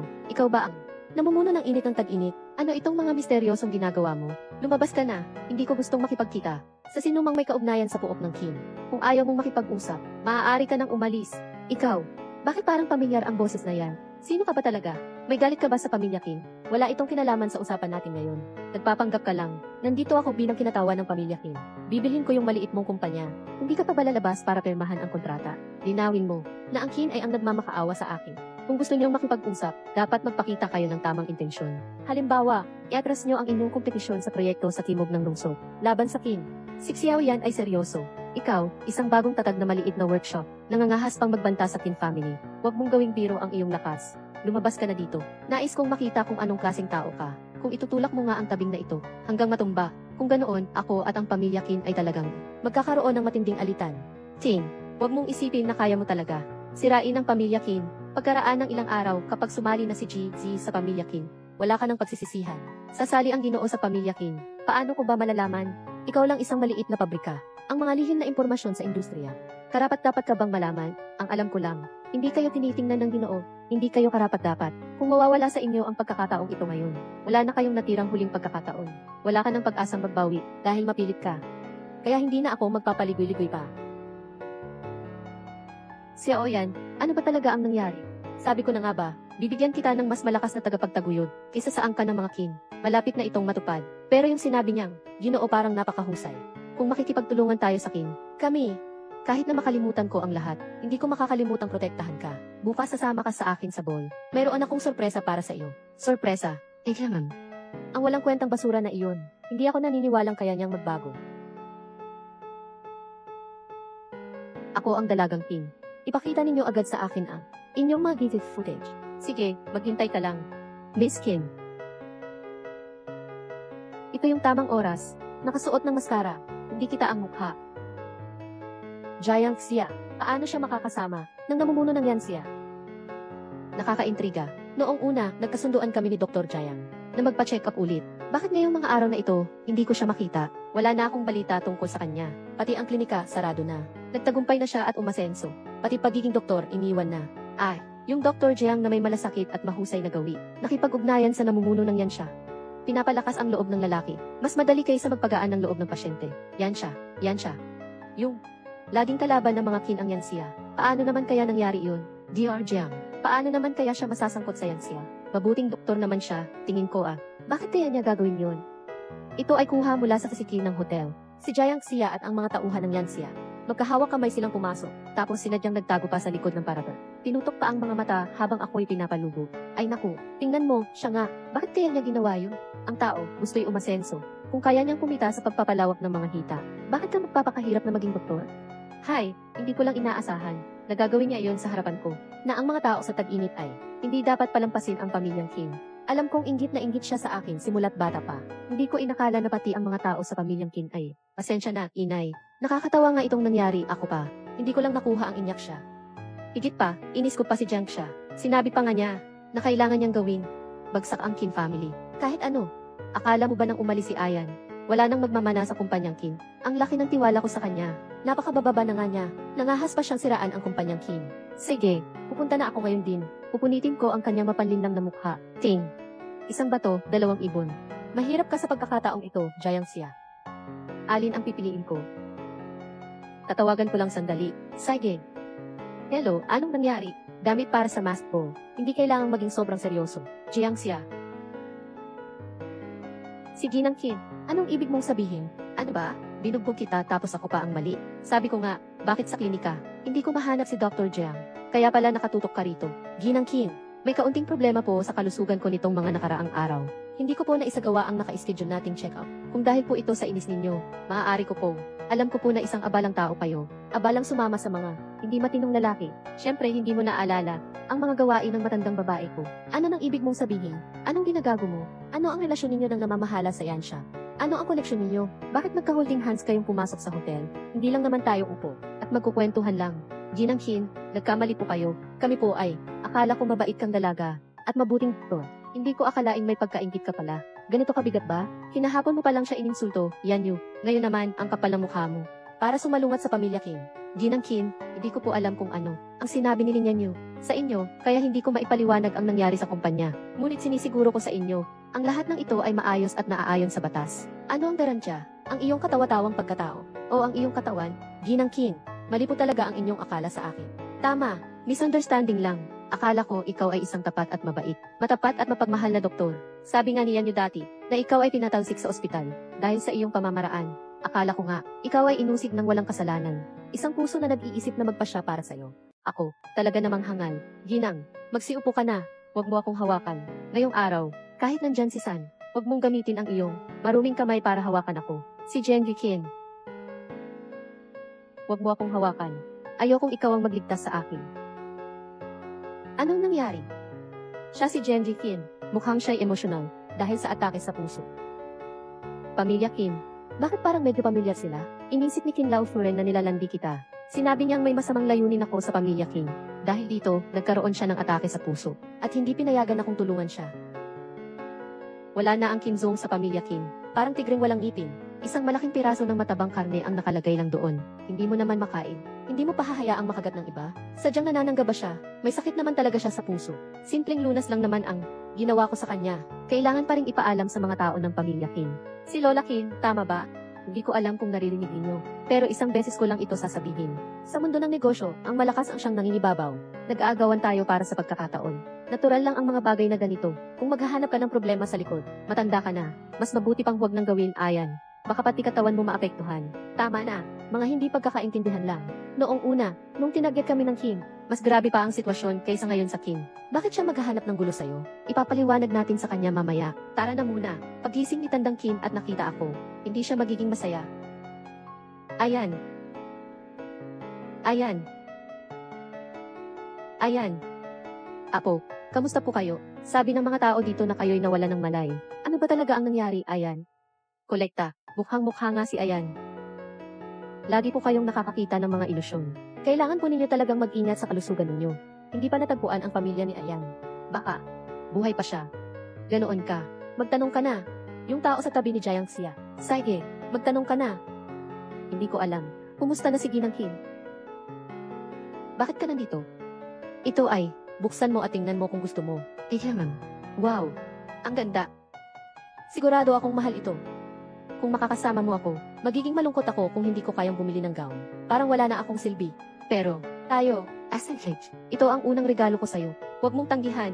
Subukan mo. Gusto mo ba? Mabuti. Ito, paano ko ito susuotin? O kaya hintayin mo muna ako. Tutulungan kita. Siyaw yan. Ako.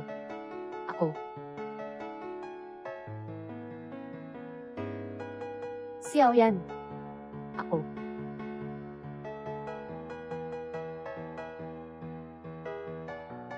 Siyaw yan.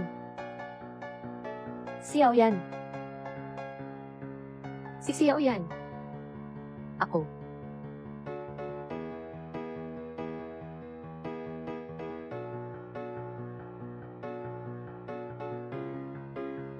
Tatawag ulit ako. Hindi ko na kaya.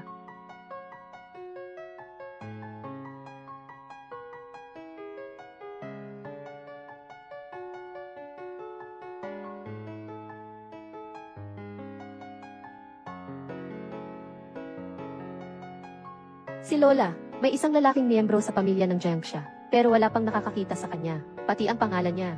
Peke lang pala si Xiao Yanyao. Siya kaya talaga siya. Kung siya nga ang binata, buhay pa siya. Bakit hindi siya umuwi? Tama ka, isang taong tulad ni Jiangxia, ang magtago ng isang lalaking hindi niya asawa sa bahay. Hindi naman nakakapagtaka. Ninang. Ay naku, wala nang masabi. Kung magsusuot ka ng ganito at pupunta sa isang sayaw, wala nang ilang lalaki na makakatanggi sa'yo. Kahit na si Ginoo Z, tiyak na hindi siya magiging eksepsyon. Masaya akong matulungan ang ninang at ang puok ng Kim.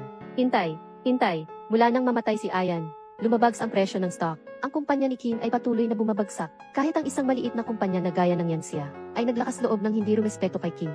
Yan kung magagawa mo, patawarin si Ginoong Z at pumayag sa kooperasyon. Ibibigay ko sa iyo ang Kim Corporation. Talaga. Ikaw na lang ang natitirang anak ko. Kung may kakayahan ka talaga, ibibigay ko sa iyo ang Kim Corporation.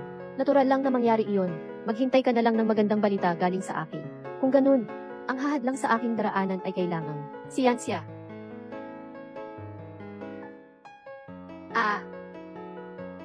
Wala bang pakialam sa kabutihang panlahat?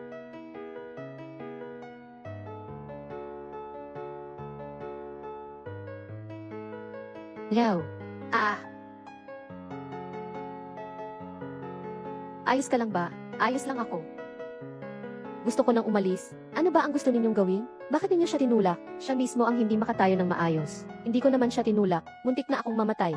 Sinisisi mo ba ako gamit ang sarili kong buhay? Aray, tumingin kayo. Inaapi nila ako, isang babae lang. At sinisisi pa ako. Gusto nilang kunin ang pera ko. Aray. Halina't tingnan ninyo. Tingnan mo, ang tanda mo na. Umalis ka na muna. Siya naman talaga. Ang gumawa noon. Ang bumato sa akin ng paso kanina. Binibiningkin. Napaalya ang plano. Ikaw na walang silbi, ni isang babae nga ay hindi mo kayang patayin. Lin Yanyu, lumapit ka rito. Lumapit ka rito. Ah. Wag na kung ayaw mo. Basta magkikita rin naman tayo agad. Sino ka ba talaga? Ano ba ang gusto mo? Hoy, nababaliw na si Lin Yanyu. Pinapunta ka pa niya para patayin ako. Hindi ko alam ang sinasabi mo. Okay lang. Wala naman akong kailangan sa'yo. Ano ang aminin? Ay. Hinampas lang kita. Para matanggal ang takot ni Xiaxia. Ano ang gagawin natin ngayon? Bukas ay ang masquerade ball na. Wala nang oras si Lin Yanyu. Kahit na magtangkang magsagawa ng desperadong hakbang, hindi rin kayang pigilan ang pagkalugmok ng pamilya Kim. Hawakan mo ang planong ito. Siguradong magugustuhan ito ng Ginoo. Hindi ka ba papasok kasama ko? Pumasok ka na. May sorpresa pa akong ibibigay sa'yo. Ang ganda mo. Pumasok ka na. Xiaxia, ang dahilan kung bakit ginamit ko ang iyong pagkatao para maitayo ang Yanxia ay para maghintay sa araw na ito. Ginamit ng pamilyang Qin ang iyong pagkatao para mapahiya ka. Kaya't itataas kita sa mas mataas na posisyon para ikaw mismo ang sumira sa kanila. Dumating na si Ginang Qin. Dumating na si Senyorita Qin. Ginang Qin. Senyorita Qin. Ginang Qin. Magandang araw po, Senyorita Qin. Magandang araw po, Ginang Qin, Ate Qin. Tunay na napakaganda ni Senyorita Qin. Para kayong lumapit, pati kayo, kailangan din pumili na makipagtulungan sa pamilya Qin. Nagbibiro lang kayo. Nandiyan na lahat ng mamahaling bagay ng buong Haichen. Yung kapangyarihan ni Ginoo Z, mas nakakatakot pa kaysa kay Qin niya noon. Tara na! Huwag magpakita ng pagiging unang sa Haichen. Namatay na ang nag-iisang tagapagmana. Matagal nang naghihirap ang kumpanya ni Qin. Kahit ang mga maliliit na kumpanya, ay inaapi na sila. Nakakahiya naman. Oo nga. Parang ang tawag sa kanila ay Yanxia. Hindi ko alam kung saan nanggaling. Pagdating niya, mabilis at malupit agad. Mukhang inilagay ni Qin ang lahat ng taya. Sa pakikipagtulungan kay Ginoo Z, ayon na, pati panggamit ng ganda. Ano namang klaseng tao si Yanxia? Yanyu. Dapat matuloy ang usapan ngayon. Ang kooperasyon kay Ginoong Z. Kailangan nilang malaman na hindi karapat-dapat si Yanxia na maging kalaban ng Qin. Hindi ko natapos kahapon si Jiangxia. Ngunit ngayon, anuman, wag na wag siyang makikita ni Ginoong Z. Kanino kaya ang anak na babae ito? Mukhang maliwanag na hindi magiging matagumpay ang plano ng matandang Qin. Matandang Qin, kamusta na po ang inyong kalusugan kamakailan? Gusto mo nga yatang magmadali ako. Huwag mo akong gawing mabait at inosente sa harap ng iba, at magtago ng iyong mga tunay na intensyon. Ginang Qin, mali po ang inyong pagkaintindi sa akin. Sawa na ako sa mga kasinungalingan niyo. At saka, tulad mo, na walang kaluluwang gagawin ang lahat para makapangtaas. Marami na akong nakitang ganyan. Nandyan kami ng inaanak ko. Walang sino man ang makakagalaw sa kumpanya ni Qin Gage. Sige na. Ngayon, tinututulan mo pa ang Qin Corporation ng hayagan? Kung ganon, hindi na ako magdadalawang isip. Magdadalawang isip. Pinadala ni Lin Yanyu ang mga tao at muntik na akong mapatay. Ito ang tinatawag na malambot ang kamay. Hindi ito possible. Lin Yanyu, naglalakas loob kang gawin ngunit hindi aminin. Aminin ang anong, hindi ko nga ginawa. Mayroon ka bang ebidensya? Iniligtas ni Yanyu ang aking anak. Ang kanyang pagkatao ay hindi mapag-aalinlanganan. Ikaw naman. Aray. Ang damit mong yan, hindi mura, ano? Sa maliit mong klinika, makakabili ka niyan? Ikaw na babaeng nagbebenta ng katawan, maglalakas loob ka pang pagdudahan ang anak ko, kung tutuusin. Ang lakas ng loob mong pagdudahan ang aking angkanakin. Dapat lang naparusahan ka. Ngayon, sana nga'y agad-agad ka na lang. Ginang Qin, akala ko po'y isang taong makatwiran, at may paggalang kayo. Pero ang inyong pakikitungo ngayong araw, lubos akong nadismaya. Anong inaarte mo? Nang aakit ka ng lalaki, at nagbukas ka lang ng isang maliit na kumpanya, ay naglakas loob ka ng madismaya sa aking ninang. Hintayin mo lang. Ngayon, ang kumpanyang Qin ay makikipagtulungan na kay Jizzy. Kanina ka pa nanumpang sa kumpanyang Qin. Kung wala ang kumpanyang Qin, ano ka ba? Magsasara na ang kumpanyang Qin. Mawawasak na rin ang iyong mundo. Ngayon, ay sisirain ko ang iyong mundo. Ang pagkakakilanlan na aking pinaghirapan nakuha. Siyempre, hindi ito pwedeng mawala ng halaga dahil kay Jiangxia. Oo nga, mga kaibigan, ngayong araw ang pamilya Qin ay magsisikap na makuha ang pakikipagtulungan kay Ivy. Ako ay kumakatawan sa pamilya Qin at nangangako sa inyong lahat. Simula ngayon, lahat ng kooperasyon Ibigay namin 3% ng kita. 3%. Nakakatakot naman. Magkano ba yun? Walang sinangman sa mga naririto ang makakapagkumpetensya sa kumpanya ni Kim. Mukhang si Gizzy ay makikipagtulungan na lamang kay Kim. Isang napakagandang oportunidad ito. Ngunit, ang kondisyon ay ang pagpapalayas sa babaeng ito. Tara. Jiangxia, pagkatapos ng araw na ito, wala ka ng karapatang tumingin sa akin. Bilang isang pantay. Ginoo Kim, papayag ka bang hayaan siya na gawin yan? Ina, magandang pagkakataon ito. Pwedeng gamitin siya para pumatay ng isa at makagawa ng daan. Para maipakita ang kapangyarihan ng pamilyang Kim. Ginang Kim, manahimik ka. Ngayon, para sa aking ninang, para sa pamilyang Kim, sasawayin kita ng gusto. Ang mga dumalo ngayon, ay ang mga pinakamaimpluwensyang tao sa Haicheng. Kahit na pagputol-putulin kita, wala tayong kailangang panagutan. Ang aking proposal. Nakakalungkot. Tama nga. Baka nga, kung makita ito ng Ginoo, baka makipagtulungan pa siya sa'yo. Pakawalan mo ako, kami dalawa. Di talaga magkapareho ng pinagmulan. Ako, si Miss Kim, ang magpapahina ng lahat ng iyong mga pag-asa at pangarap. Madali ko lang itong magagawa. Kainin mo. Kainin mo lahat. Ang sariling plano na ginawa mo, tiyak na masarap ito. Kung makita ka ng Ginoo na ganyan, hindi siya makikipagtulungan sa pamilya Kim. Nandyan, ang mga taong mula sa Haicheng na may kapangyarihan. Sa tingin mo, maniniwala sa atin ang Ginoo, o maniniwala sa iyo? Kailangan lang natin sabihin, na ginulo mo ang sayawan, at kailangan ka naming tanggalin. Naniniwala ako, maniniwala sa atin ang Ginoo. Hindi niya kaya.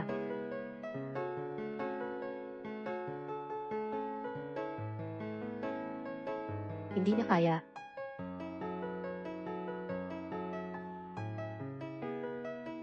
Siya, ayos ka lang ba? Ayos lang ako. Sino ang gumawa nito?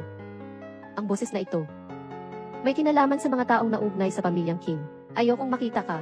Ikaw, kung ayaw mong makipag-usap, pwede ka nang umalis ngayon. Ikaw, Ninang, siya yung nang insulto sa akin nung araw na iyon. Ang namumuno sa ensya.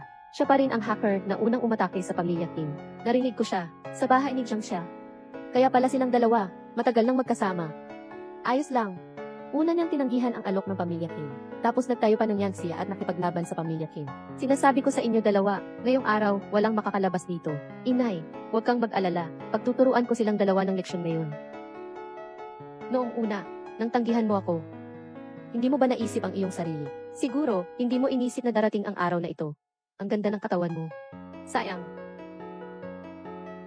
Wala ka talagang pakialam sa pagkakataon. Nagpapakita ka pa ng kabastusan. Sino nang magtatangkang lumapit? Kasama siya, dapat kayong umalis sa Haicheng. Wala kang sakit, di ba? Hindi ka pa ba akyat?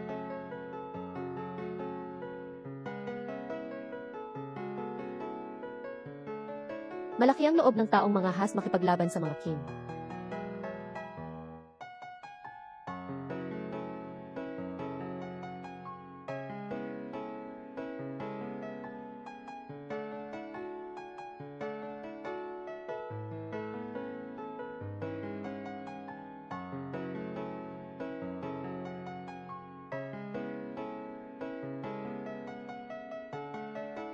Panginoong Kim, narinig ko na matapos mong tapusin ang huling misyon mo, babalik ka na para dumalo sa seremonya ng pagpapamana. Tama nga, isang pagkakamali lang, at kailangan mong pamahalaan ang bilyon-bilyong ari-ari.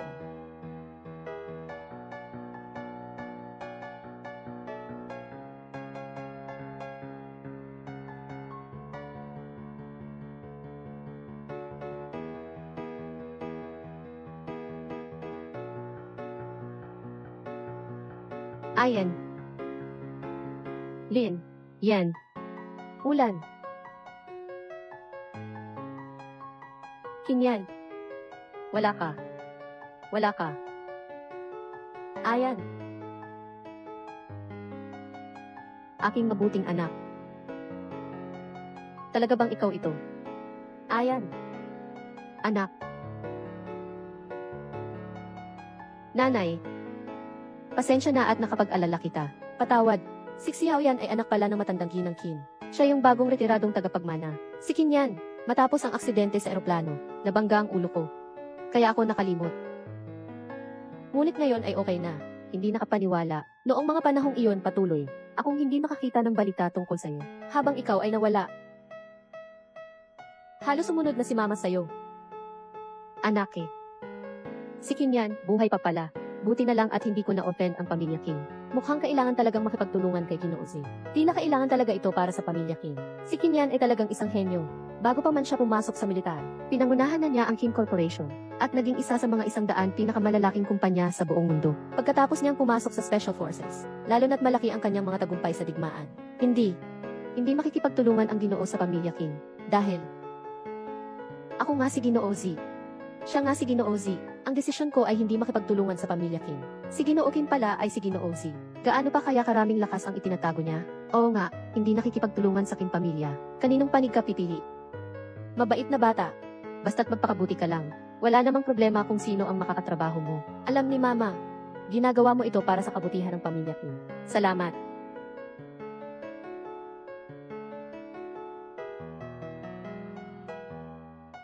Naguguluhan, Kinyan. Paano ka naging Kinyan? Ako. Hindi mahalaga kung sino ako. Walang pakialam kung Kinyan man ako. O Xiao yan. Ang puso ko'y hindi magbabago. Siya. Hindi na kita muling hahayaang apihin ng kahit sino paman. Basta't ikaw ay nilitaw sa aking kinabukasan. Xiao yan. Ayan. Xiao yan, magtiis ka. Ayan. Kung may mangyari man sa iyo, hindi na rin ako mabubuhay. Kapag nagising si Kinyan, ako naman ang talagang hindi na mabubuhay. Bakit hindi na lang siya dumating ng mas maaga? O kaya naman sana inamatay na lang siya sa aksidente? Nanay Kian. Dati pa, kilala ko ang isang eksperto sa utak na maaaring makatulong sa kuya. Tatawagin ko na siya ngayon din. Anong eksperto sa utak? Saang ospital? Baka kilala ko ito.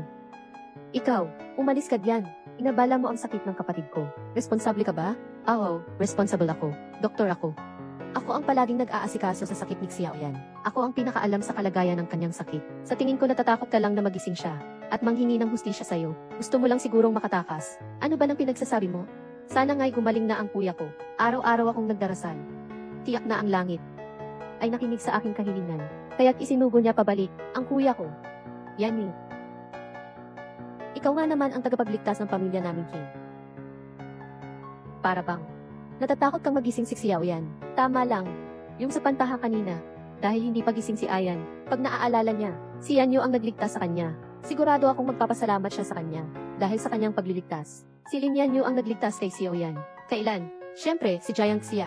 Patuloy mong pinipigilan akong maghanap ng eksperto. Anong balak mo? Ayaw mo bang gumaling ang kuya ko? Ayaw mo bang magsama-sama ulit ang pamilya namin? Kamusta ang doktor? Doktor. Kamusta na ang anak ko, doktor? Gising na ang pasyente. Maaari ninyo siyang bisitahin sa kwarto mamaya. Salamat.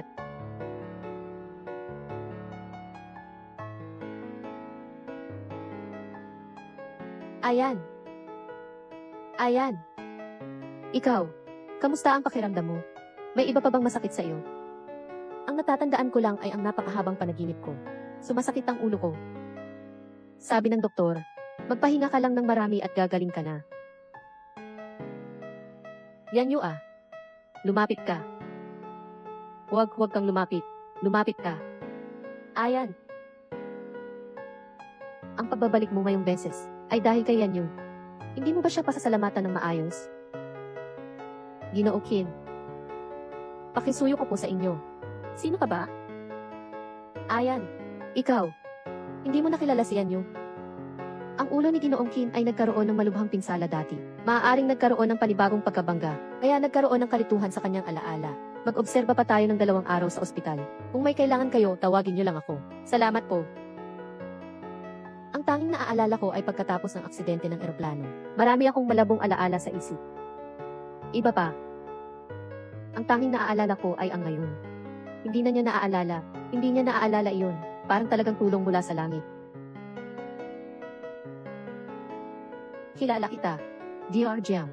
Ang tanyag na doktor ng Haicheng. Pumunta ka ba dito para gamutin mo ko? Ano ang sinasabi mo? Si Aoyan. Si Ify Jayang, medyo pala kaibigan, ah. Mai, sa mga plano ni Dr. Jiang para sa hinaharap, ako, ay nandyan ako, pupunta tayo sa ospital.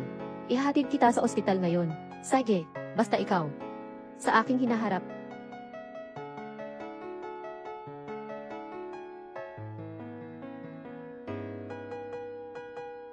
Dr. Jiang. Kung may makalimutan ako, pakiusap, ipaalam mo sa akin. Huwag mong hayaang magmukhang malungkot. Ang ekspresyon ng mukha niya. Sinungaling siya. Sinungaling. Sinadya niyang itago sa pamilya Qin ang iyong mga balita, habang ikaw ay may amnesia. Niloko ka para manatili sa kanyang tabi, upang makuha ang iyong simpatya. Linyan niyo. Kahit hindi mo ako paniwalaan, hindi mo ba dapat paniwalaan ang iyong godmother? Ayan. Marami ng beses kaming nagkita ni Dr. Jiang, pero hindi niya kailanman nabanggit ang pangalan mo sa akin. Mahihirapan akong sabihin. Hindi naman niya sinadyang itago. Noong mga panahong iyon, hindi ko talaga alam ang pagkakakilanlan ni Xiaoyan.